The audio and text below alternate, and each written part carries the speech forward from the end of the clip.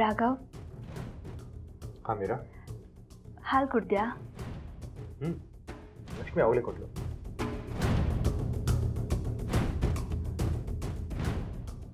Late ಆಯಿತು, ಮಲ್ಕೋ. Okay, good night.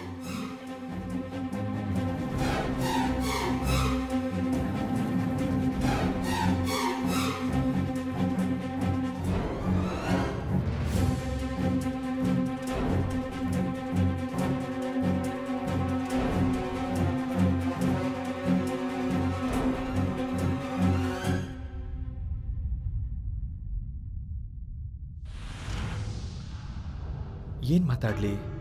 ಆ ವಿಷಯ ಕೇಳ್ಬಿಡ್ಲಾ?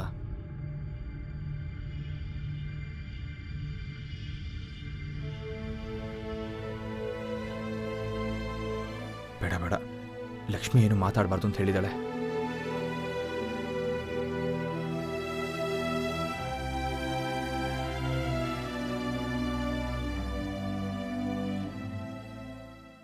ಯಾಕೆ ರಾಘವ್, ನಿದ್ದೆ ಬರ್ತಾ ಇಲ್ವಾ? ಇಲ್ಲ ಮೀರಾ, ಯಾಕೋ ನಿದ್ದೆ ಬರ್ತಿಲ್ಲ. ಮತ್ತೇನಾದರೂ ಮಾತಾಡು. ಬೇಡ ಬೇಡ, ಕೆಲಸ ಹಾಳಾಗುತ್ತೆ.